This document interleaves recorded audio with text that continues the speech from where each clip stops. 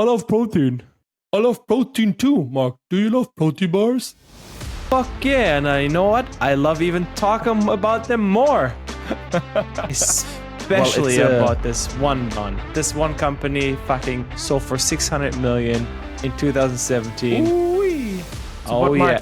But Mark, why is it relevant? Why are we talking now about a company that was sold in 2017?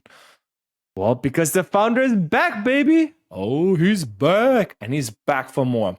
First of all, for those who are not into protein bars, first of all, I mean, most of them taste horrible. But if you find a good one, you go into the ingredient list and, well, you might find protein there on the first place. If you're lucky, it's isolate. If it's not collagen.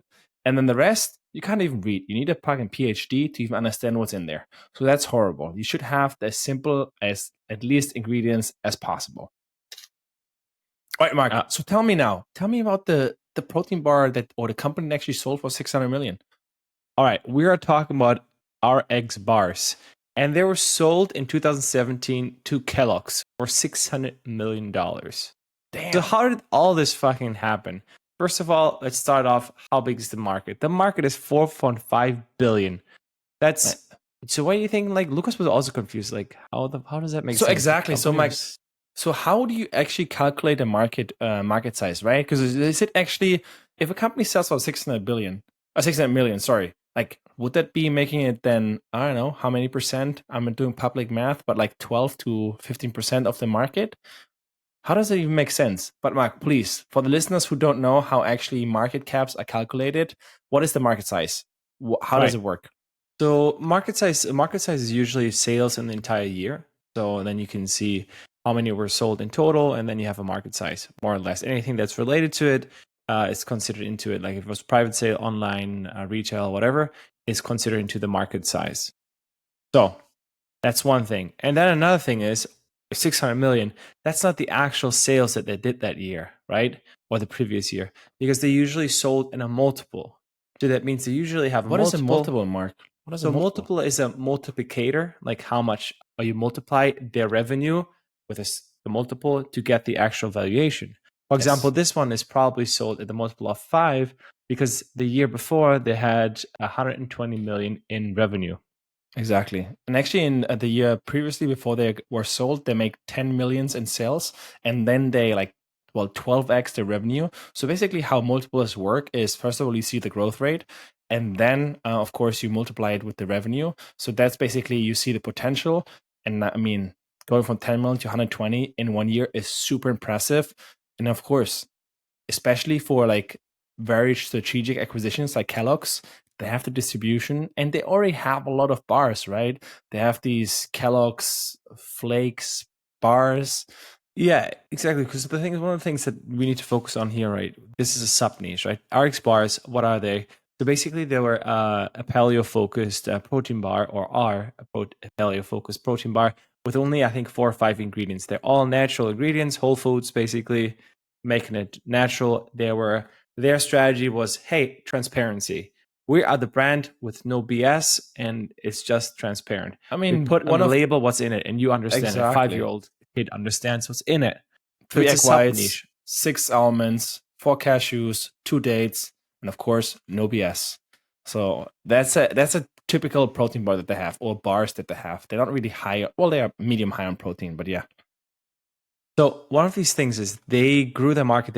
Actually, the company was founded in 2013, and within 4 years, they grew it to 120 million in revenue, which is one insane. of the things. This is fucking massive. Also, one of the things you have to consider is they were focusing on health consciousness, fitness culture, clean label. Well, like I said, natural ingredients already, and convenience, like on-the-go snacking. Right? These are trends because our society is getting busier and busier.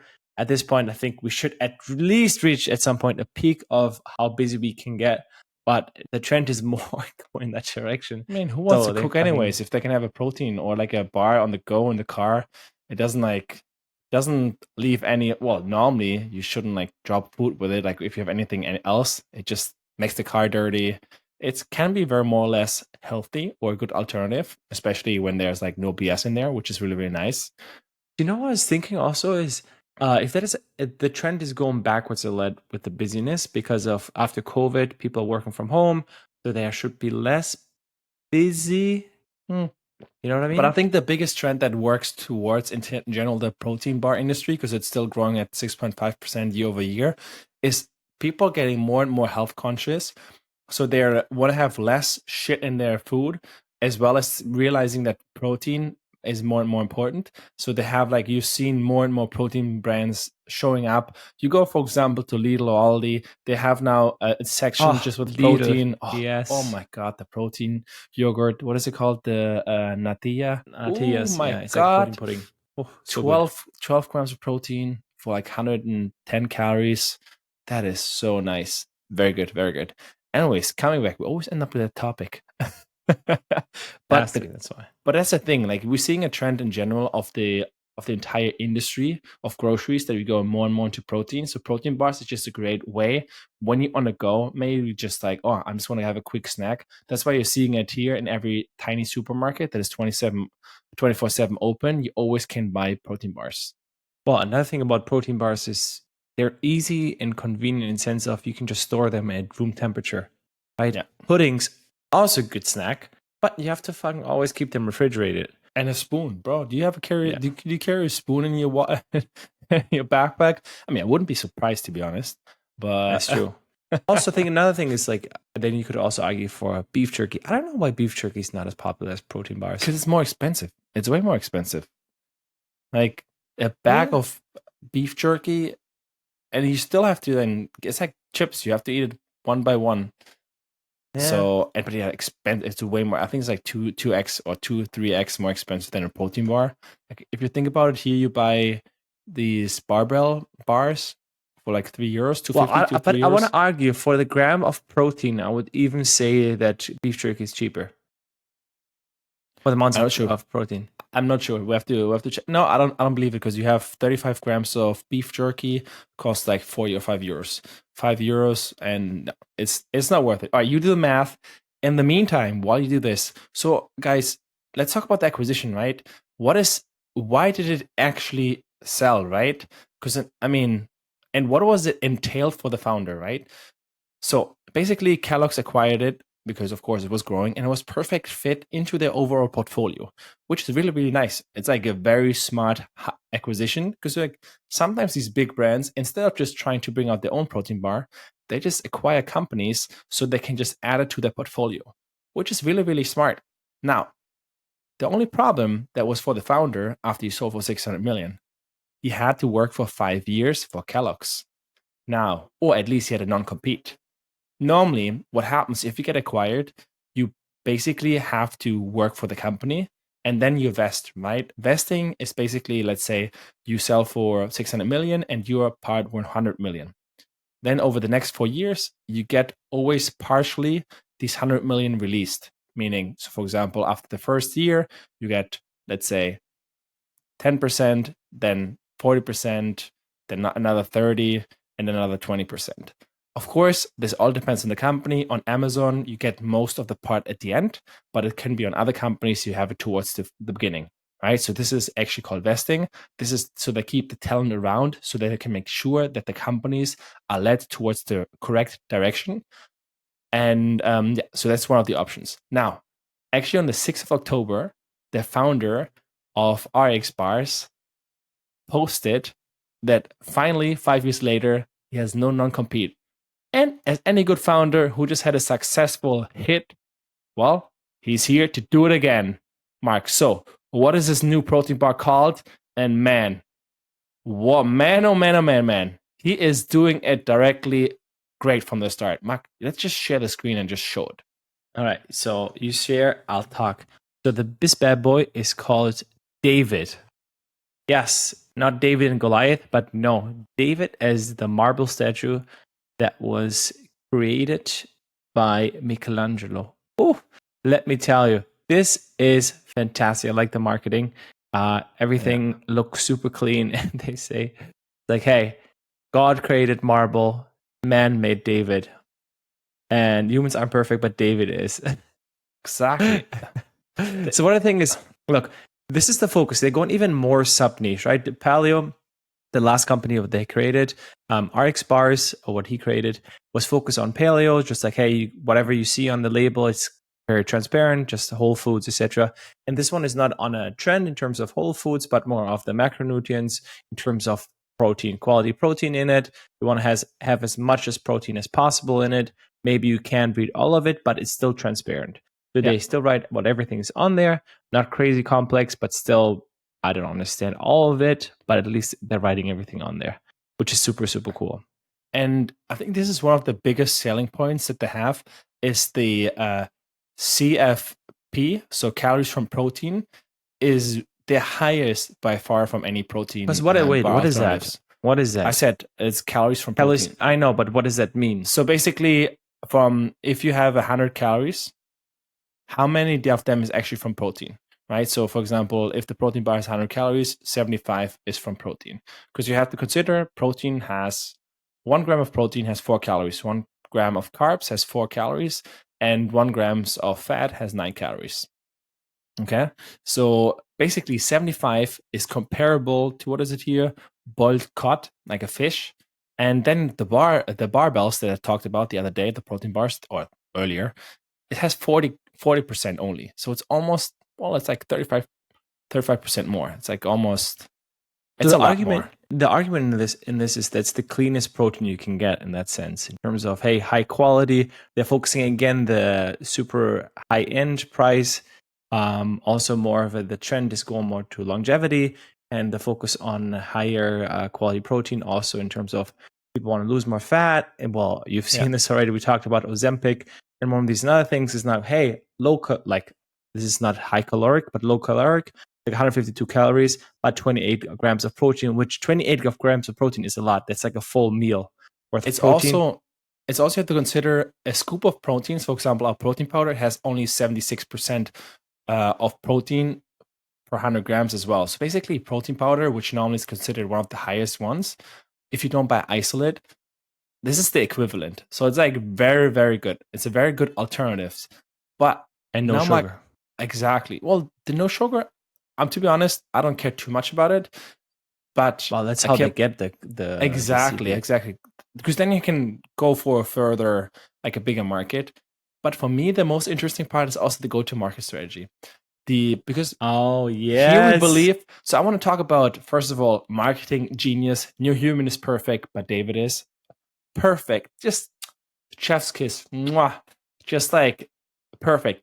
Just by this expression, they just make themselves look better and take a shit on the competition without even having to say anything, which is already amazing. And then, of course, we talked about in I think like 30 episodes ago.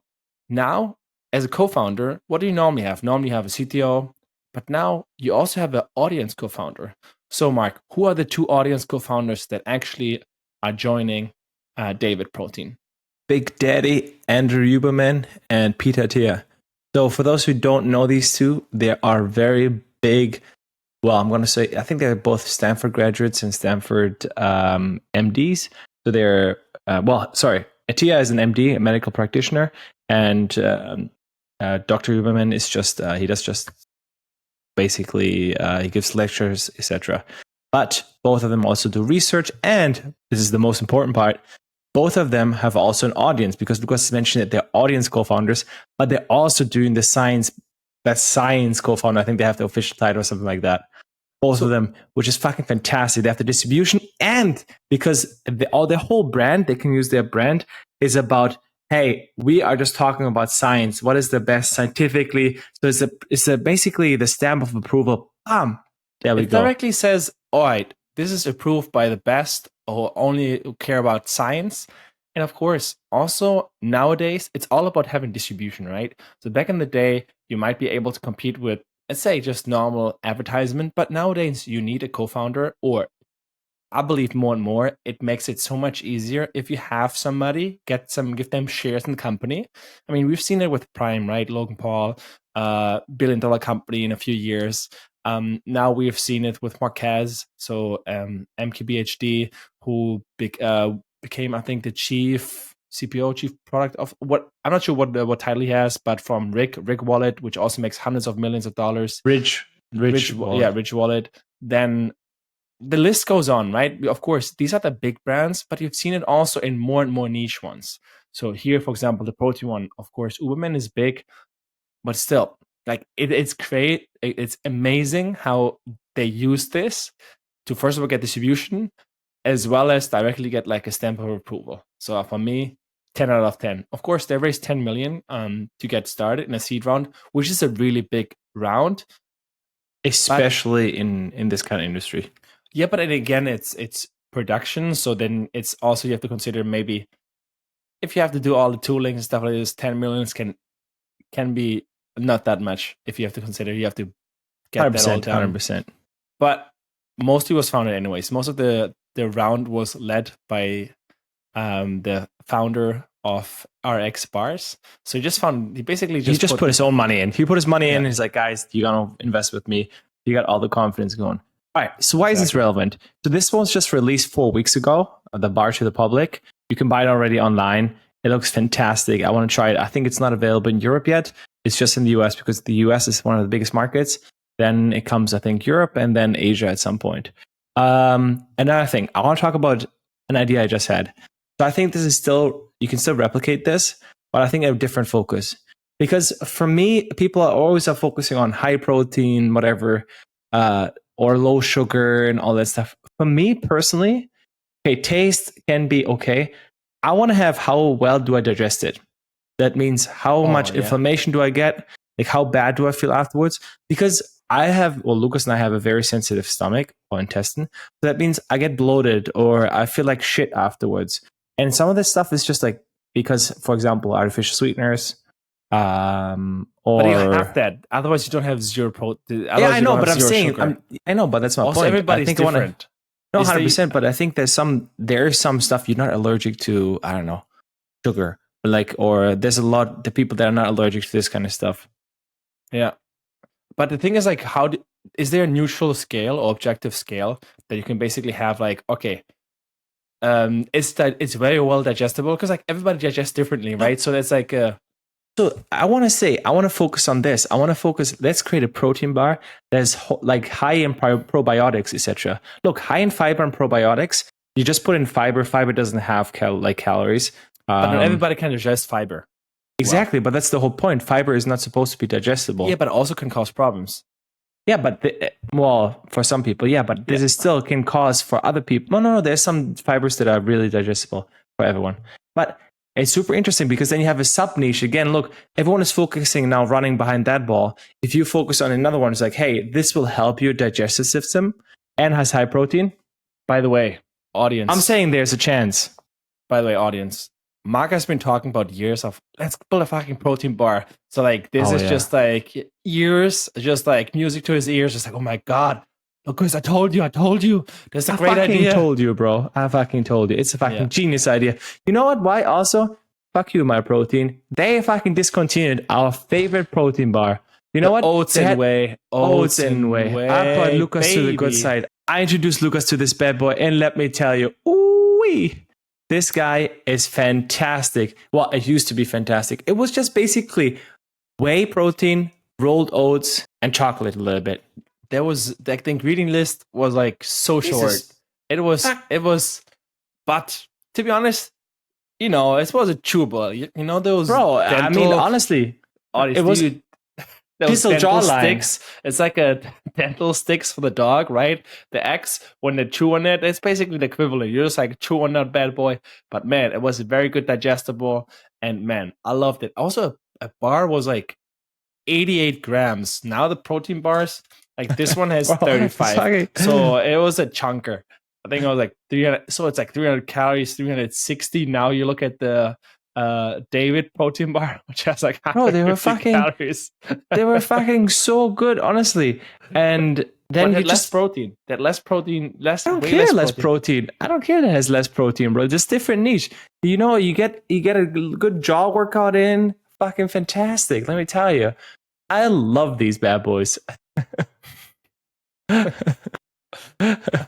right, so I'm suggesting there is still a lot of niches in that protein bar segment. This is also where we can come back to why was it valued at 600 million? Because it was a sub niche that's growing rapidly And now he's doing it again, not focus on paleo, on these ingredients, but high protein. High protein and low calories. Exactly. Right? So in general, calories per calories from protein, so CFP, which is actually the equivalent to protein powder. So for those people who hate taking like powder with water, so like normal protein shake, they can just take the equivalent of the protein bar. I'm sure they will do also ads about it. They're like, are you tired of shaking?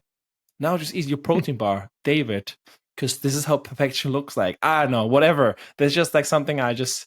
But they're just going to have it on their podcast, Uberman and Peter Rahal. For sure. All right, everybody. Okay. Love the idea. I'm excited to try them out. They're kind of expensive. Like I think 4 are like $14, 13, 14. 18. And like 18. Oh, never mind. Mm-hmm. So much more. But if you buy a 12-pack, it's cheaper. It's like, $40, it ends like 39. Yeah. Exactly. It's like $3 to $4.